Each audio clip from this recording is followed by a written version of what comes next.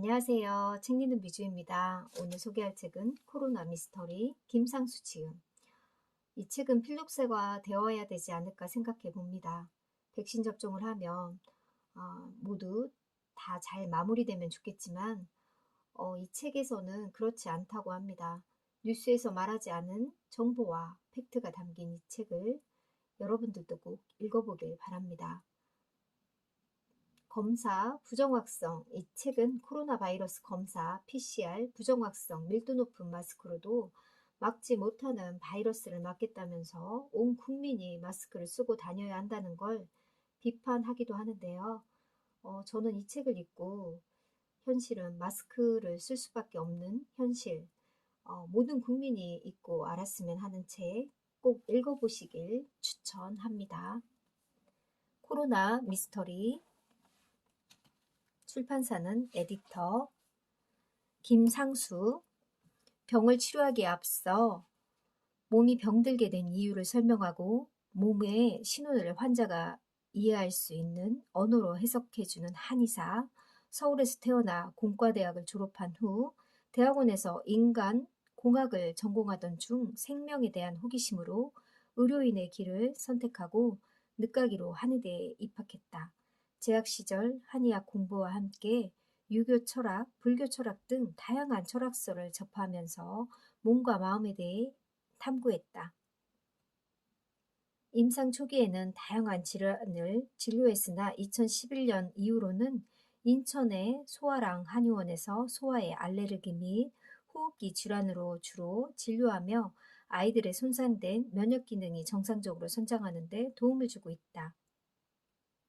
김 원장은 호흡기 질환을 본격적으로 치료하기 시작한 2008년 이후 신종플루와 메르스를 경험하며 질병에 대한 언론의 보도와 보건당국의 대처가 일반적인 의학 상식과는 다르게 전개된다는 것을 알게 된다. 그리고 코로나19를 겪으면서 또다시 그런 일이 반복되자 1500편에 달하는 의학적 근거 자료를 모아 본인이 운영하는 유튜브 채널 소아랑 TV를 통해서 대중들에게 알리기 시작했고 현재까지 그 일을 묵묵히 해오고 있다. 추천사. 코로나의 공포심과 의구심을 가진 당신에게. 한국은 간염과 사망의 고통이 매우 적습니다. 그런데 코로나 스트레스는 상대적으로 매우 높습니다. 한국인의 코로나 스트레스는 크게 세 가지로 나누어 볼 수 있습니다. 첫째는 코로나19에 걸릴 위험성이 높고 걸리면 죽거나 심각한 후유증을 남겨 이전 건강 상태로 돌아갈 수 없는 것이라는 불안과 공포. 둘째는 코로나19에 걸리면 사회적 낙인이 찍히고 불이익을 받게 될 것이라는 두려움. 셋째는 경제적 힘듦과 억압된 삶에 의한 스트레스 등입니다. 그동안 자신이 알고 있었던 코로나19에 대한 사실들이 지나치게 공포심을 일으켰거나 의구심을 가지셨던 분들에게 일독을 권합니다. 유태우 전 서울대학교 의과대학 교수, 닥터 유와 함께 의원, 원장이 이 책을 추천하셨습니다.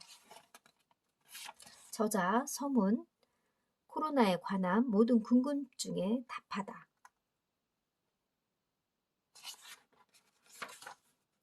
만약 의료인들이 환자들 몸에서 특정 바이러스가 검출된다는 이유만으로 아무 증상 없는 환자들까지 입원시켜 관리한다면 우리나라 병원의 입원실 대부분은 안 아픈 사람들로 채워질 것이고 바이러스나 세균 감염자들은 별다른 증상이 없어도 퇴원하기 어려워질 것이다.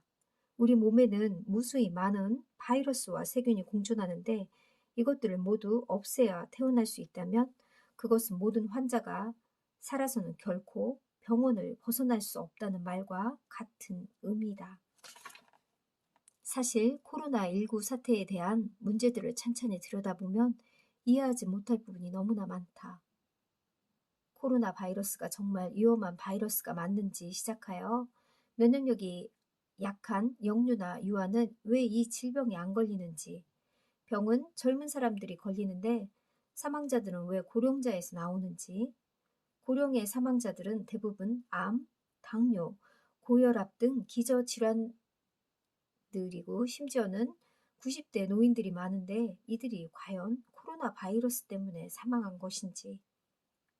사회적 거리두기를 강조하는데 아침마다 사람들이 꽉 차는 지하철이나 지난 여름 수십만의 인파가 몰렸던 해운대 해수욕장, 수천 명이 방문하고 입원실이 꽉 차 있는 대형 종합병원, 시청과 구청, 국회 등 관공서에서 어떻게 확진자가 한 명도 발생하지 않았는지, 확진자 동선 찾기에서 왜 이러한 시설과 장소는 제외되는지, 사람들은 커피를 마실 때도 마스크를 쓰고 있는데 왜 방송 출연자나 드라마 연기자들은 마스크를 안 쓰고 연기하는지, 의료인들은 치료제가 없다고 말하면서 땀을 뻘뻘 흘리면서 치료에 전념한다고 하는데 도대체 이들은 어떤 약으로 무엇을 치료하는지, 언론에는 수많은 치료제가 오르내렸는데 정말 이 질병을 치료할 수 있는 약은 없는 것인지, 백신 개발이 한창인데 백신은 정말 효과가 있는지, 부작용은 걱정하지 않아도 되는지, 1년 내내 온 국민이 마스크를 쓰고 다니는데 정말 이것이 효과가 있는지, 혹시 건강에 해롭지는 않은지, 무증상 감염자는 정말 병에 걸린 환자인지, 그리고 그들이 이 질병을 옮기는 슈퍼 전파자가 될 수 있는지, 아이들을 학교에 보내지 않으면서 학원은 매일 보내는 것이 가능한 일인지, 아이들이 학교에 가는 것보다 집에 있는 것이 더 안전한지, 확진자가 갑자기 늘었다 줄었다 하는 것이 가능한 일인지, 많은 사람들이 후유증을 호소하는데 그것이 정말 코로나 바이러스에 의한 것인지 등등 수많은 의문이 쏟아지지만 언론과 질병관리청은 무엇을 하나 제대로 된 해답을 내놓지 않는다. 그들은 그저 오늘 몇 명이 확진되었고 몇 명이 사망했으며 아직은 이 일에 고삐를 늦출 수 없다고 말하면서 국민들은 다그칠 뿐이다. 어떻게 21세기 문명사회에서 이런 일이 벌어질 수 있을까? 우리나라 국민 중에 이렇게 수많은 의문 가운데 단 하나라도 안 가져본 사람이 있었을까? 호흡기 질환을 10년 이상 진료해오고 있는 나로서는 이런 의문들에 대한 답을 찾고 싶었고, 이에 대해 의문을 품는 환자들과 국민들에게 명확한 답을 해주고 싶었다. 그렇게 코로나 사태를 파고든 지 벌써 10개월째 접어들었다. 그 과정에서 많은 자료를 찾아가며 연구하게 되었고, 덕분에 그 질문에 대한 답을 얻을 수 있었다. 이미 지나간 사스와 메르스에 대한 비밀도 알 수 있었으며, 멀리는 1918년 유행했다는 스페인 독감의 비밀도 풀 수 있었다. 늦었다고 생각할 때가 가장 빠를 때라고 했던가? 우리에게는 아직 선택의 기회가 있다. 미래는 항상 오늘부터 시작하기 때문이다. 우리가 이 사태의 진실을 지금이라도 깨닫고 한 목소리를 내어 잠시 표류했던 사회를 정상화시킬 수 있다면, 그런 변화를 일으키는데 이 책이 하나의 계기가 될 수 있다면 그보다 더 큰 보람과 기쁨은 없을 것이다. 2020년 12월 김상수. 차례 제1장 코로나 바이러스는 얼마나 위험할까? 2장 코로나 사망의 진짜 원인은? 3장 무증상 감염자는 왜 이렇게 많을까? 4장 K 방역의 실제 효과는? 5장 코로나 치료제의 불편한 진실. 6장 백신이 과연 최고의 해법일까? 바이러스와 세균의 차이를 아시나요? 일반 대중들은 바이러스와 세균을 잘 구별하지 못한다. 인류가 바이러스를 발견한 것은 불과 100년 전의 일이고, 그때까지 사람들은 이 세상에서 가장 작은 생명체를 세균이라고 여겼으니 어찌 보면 당연한 일일 수도 있다. 사람들이 바이러스에 대해 제대로 알기 시작한 것은 1930년대 이후였고, 1950년대가 되어서야 그나마 구조를 파악할 수 있었고, 20세기 후반이 되어서야 바이러스 연구가 적극적으로 이루어져 비로소 2000여 종의 바이러스를 확인할 수 있었다. 코로나 바이러스는 얼마나 위험할까? 코로나 바이러스는 감기를 일으키는 바이러스 중 리노바이러스 다음으로 많이 검출되는 바이러스다. 전체 감기 환자 30에서 50%는 리노바이러스에 의해, 15에서 30%는 코로나 바이러스에 의해 감기에 걸린다. 즉, 주변에 감기 환자가 있다면 10명 중 2은 이 코로나 바이러스에 걸린 환자라고 할 만큼 아주 흔한 바이러스라는 뜻이다. 바이러스는 어떻게 병을 일으킬까? 감염 단계 또는 잠복 단계, 질병 단계, 질병 1, 2차, 세포성 면역 단계, 질병 2단계, 발병 3, 4, 1차, 체액성 면역 활성화, 질병 3단계, 발병 5, 6, 1차, 바이러스 포획, 질병 4단계, 발병 6일에서 12일차, 노폐물을 제거 및 손상된 조직의 복구.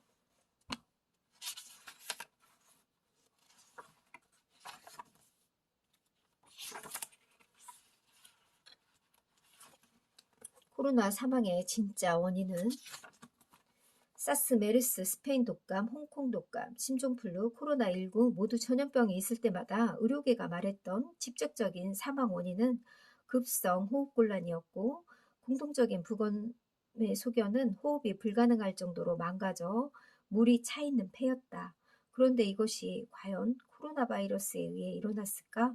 그렇다면 코로나 바이러스가 원인이 아닌 스페인 독감, 홍콩 독감, 신종플루에서는 왜 같은 사망 원인과 부검 소견이 발견되었을까? 이번 장에서는 코로나 바이러스 대유행이 있을 때마다 사망의 원인이 지목된 코로나 바이러스가 실제로 사망의 직접적인 원인인지 파악해 본다. 한국에서 예측한 코로나 사망률 미스터리. 우리나라에서 코로나19 첫 사망자가 발생하기 직전인 2월 20일 오전 언론에 조금 특이한 기사가 나왔다. 코로나19 환자의 사망률에 관한 기사였는데, 국내 코로나19 환자의 사망률이 신종플루의 사망률보다 높고 메르스의 사망률보다 낮은 것으로 예측된다는 내용이었다. 나는 이 기사를 보고 뭔가 좀 이상하다고 생각을 했다. 우리나라 국민 중에 신종플루의 사망률과 메르스 사망률을 기억하는 사람이 얼마나 있을까? 그런데 아무런 수치도 알려주지 않고 그 중간이라고 발표한다니.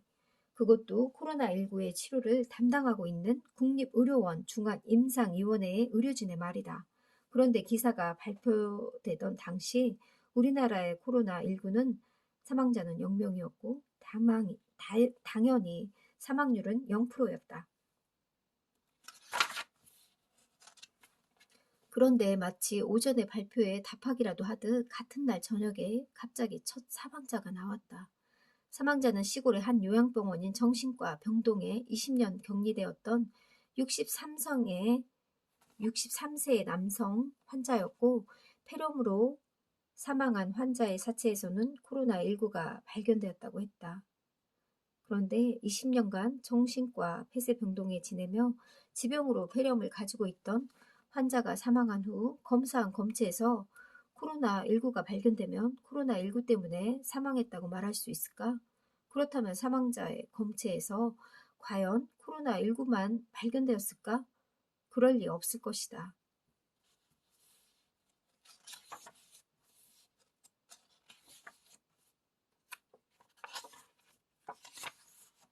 사체에 부검을 하지 않는 이유는 우리나라에서 코로나19 사망자로 분류되는 사망자들은 면면히 보면 정신질환, 치매, 암, 고혈압, 당뇨, 신부전, 간부전, 신부전, 다양한 기저질환을 가진 노령의 환자가 대부분이다. 상식적으로 이해할 수 없는 일이 벌어지고 있는 것이다. 이 사람들은 코로나19에 의한 사망자로 통계내기 위해서는 환자가 사망 직전에 원인 불명의 급성 호흡곤란, 증후군을 호소해야 하고, 사망 후 부검 소견으로 폐에 물이 차 있는 확산성 폐포 손상이나 거대 세포 또는 거대 세포에 의한 유가종 등을 확인해야 한다. 물론 이것을 확인한다 해도 사인을 코로나19로 확정할 수 없지만 최소한의 공통적인 부검 소견을 찾아내야 한다는 뜻이다. 그래서 질병관리청에 전화를 걸어 부검 절차가 어떻게 진행되고 있는지 확인했는데, 질병관리청의 답변을 듣고 더욱더 당황할 수밖에 없었다.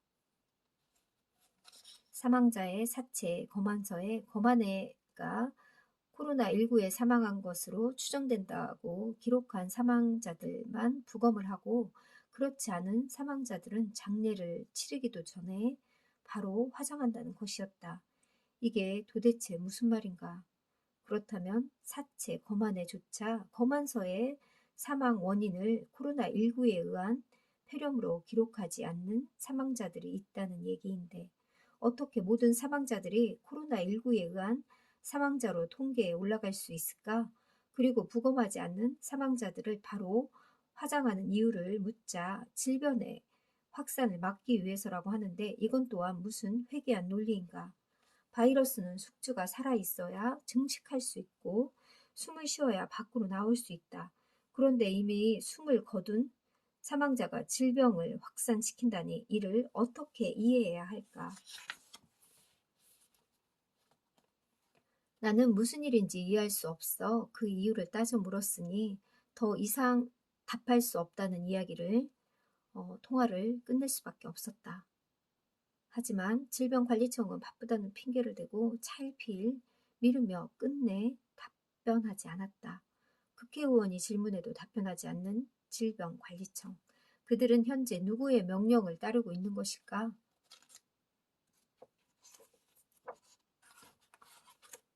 3장 무증상 감염자는 왜 이렇게 많을까?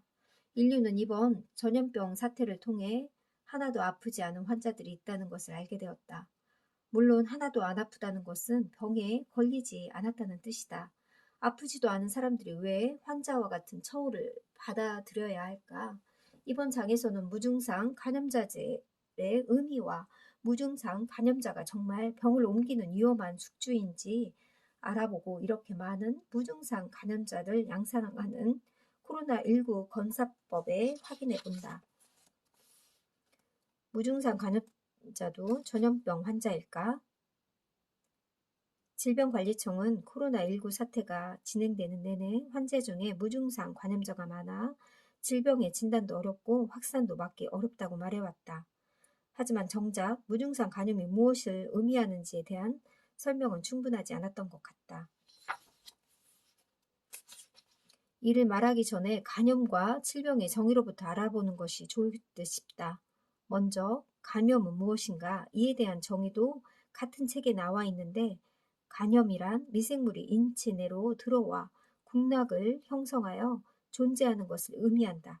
즉 감염은 미생물이 우리 몸에 들어와 있다는 상태를 의미하고 여러 가지 이유로 우리 몸이 이에 대한 반응을 아직 보이지 않은 상태를 뜻한다.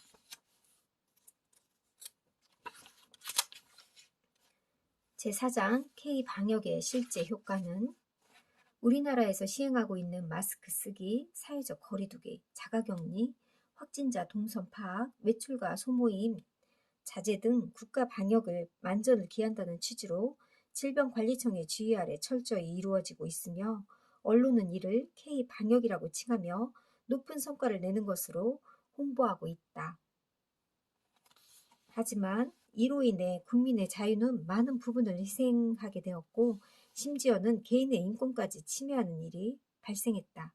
이 장에서는 코로나19 사태에 과연 이러한 국가적 방역이 국민의 인권을 희생시킬 만큼 꼭 필요한 정책이고 또 실제로 효과가 있는 정책인지 확인해 본다.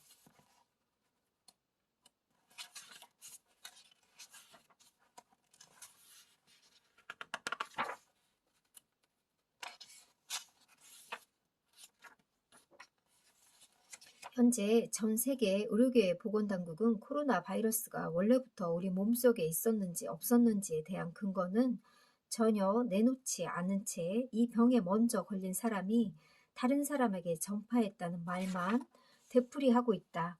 중국 우한에 있는 박쥐가 7명의 사람에게 이 바이러스를 옮겼으며 단 7명의 사람이 전 세계 수천만 명에게 이 바이러스를 전파했다는 주장하는 만화 같은 스토리를 쓰고 있는 것이다. 그리고 전 세계 사람들은 이 이야기를 정말 거짓말처럼 사실로 받아들이고 있다. 슈퍼 전파자는 과연 존재할까?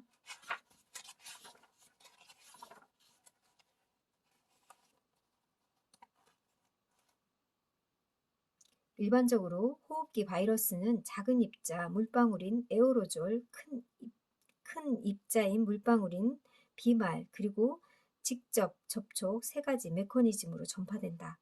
작은 입자 물방울인 에어로졸은 가라앉지 않은 물방울을 핵을 형성하여 공기에 의해 비교적 먼 거리까지 전파될 수 있으며, 이러한 에어로졸이 인체에 흡입되면 그 크기가 작기 때문에 기도의 하부까지 도달할 수 있다. 기도에서 형성되는 비말이라 불리는 큰 입자의 물방울들은 빠르게 가라앉기 때문에 비교적 짧은 거리에서만 전파가 가능하며, 인체에 흡입되기도 되어도 직경이 크기 때문에 상부 호흡 기관에 의해 여과되며 하부 호흡 기관까지는 도달하지 못한다. 직접적인 접촉은 오염된 물질과의 접촉 및 대인 접촉을 의미한다.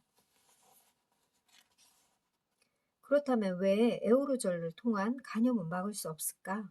어차피 기침과 재채기를 통해 나오는 것은 똑같으니 마스크를 쓰고 아픈 사람들은 멀리하면 되지 않느냐고 생각할 수도 있는데, 물론 기침과 재채기를 통해 배출되는 물방울 중 작은 것들을 에어로졸이라고 부르고, 그렇게 부르는 건 맞지만 미세한 크기의 에어로졸은 기침과 재채기를 통해서만 분출되는 것이 아니다.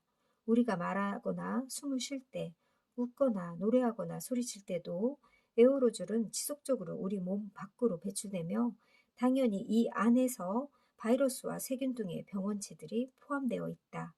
그 때문에 우리가 숨을 쉴 때마다 수많은 병원체들이 우리 몸을 들락거리게 되고, 우리가 이들을 피하고 싶다고 해서 피할 수도 있는 것도 아니다고. 이런 이유로 우리가 살아 숨쉬는 공간 어디에도 다양한 바이러스가 떠다니고, 우리 모두가 마시는 공기와 내뱉는 공기를 공유하며 동시에 미생물까지도 공유하는 공존과 공생의 관계를 맺고 있다. 그런데 어떻게 특정한 곳에 코로나 감염자 한 명이 왔다 갔다고 해서 그곳을 다녀간 사람들을 모두 검사를 받으라 하고, 감염자가 나오면 모두 먼저 이곳을 다녀간 감염자 때문이라고 확신할 수 있다는 말인가? 마스크로 바이러스를 막을 수 있을까? 대중들은 바이러스 크기를 가늠할 수 없기 때문에 촘촘한 마스크를 쓰면 이들을 걸러낼 수 있다고 생각하지만, 바이러스는 초미세먼지보다 훨씬 작은 나노 입자인 까닭에 마스크로 바이러스를 걸러낸다는 것은 불가능한 일이다.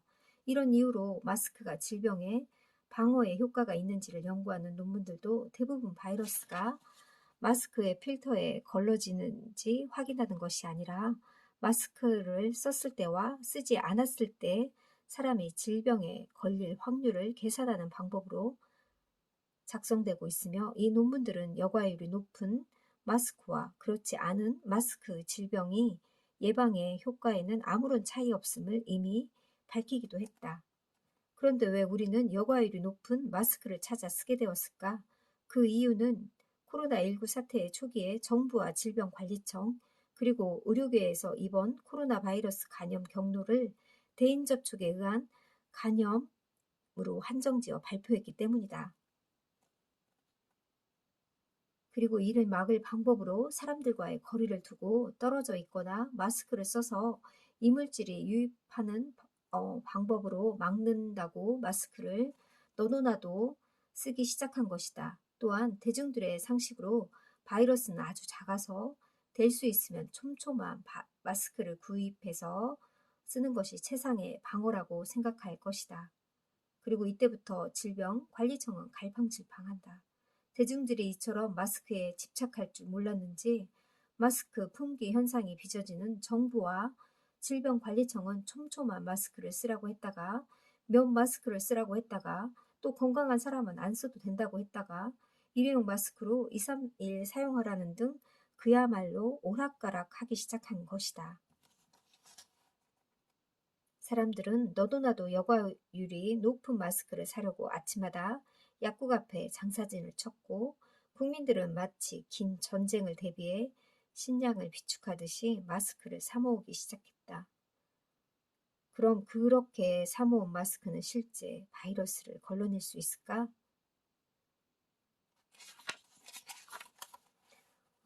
코로나 바이러스의 입자는 정말 굉장히 미세하고 너무나 작아서 마스크에 통과된다고 합니다. 마스크로는 바이러스를 걸을 수 없다. 초미세먼지도 걸러낼 수 있다는 KF99 정전기 필터의 마스크에서도 조차 코로나 바이러스는 단 한 번도 검출된 적이 없다. 이 정도로 증거라면 마스크로 바이러스를 걸러낼 수 없다는 주장을 뒷받침하기에 충분한 근거가 되지 않을까? 바이러스가 비말에 의한 전파된 것이 맞고 마스크로 비말 전파를 막을 수 있으며 내 옆에 KF99 마스크를 쓴 코로나19 중증 환자들이 있다고 가정하자. 이 환자는 쉴 새 없이 기침을 하고 있다. 이 마스크를 전자현미경으로 확대하면 마스크나 공기청정기 필터에서 확인되는 초미세먼지보다 훨씬 더 많은 양의 바이러스를 확인할 수 있을 것이며 이 마스크를 실험실로 가져가면 바이러스 추출로 가능한 것이다. 그런데 왜 그런 사진은 한 장도 없고 왜 한 번도 바이러스 추출을 성공하지 못했을까? 아니 그보다 왜 그런 실험을 했다는 논문조차 찾아볼 수 없을까? 마스크로 바이러스를 걸러낼 수 없다는 주장을 뒷받침하기에 충분한 증거가 돼야 되지 않을까 싶네요.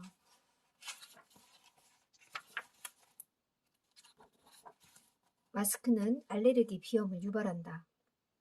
즉 사람들이 코가 마스크를 쓴 고온다습한 환경에 익숙해지다 보니 마스크를 벗었을 때 접하는 낮은 온도와 습도에 대해 적응하지 못하고 예민하게 반응하여 콧물, 코막힘, 재채기 등의 증상이 심하게 유발되는 알레르기 비염이 생길 수 있다는 뜻이다. 이렇게 뒷부분에도 설명이 자세히 되어 있습니다. 제5장 코로나 치료제의 불편한 진실. 이 정도까지만 소개할까 합니다. 너무 자세히 소개하면 안 될 것 같아요. 여러분들도 꼭 이 책을 한번 읽어보길 바라고요. 의료인들이 먼저 읽고 추천하는 책이라고 합니다. 꼭 읽어보시길 바랄게요. 감사합니다.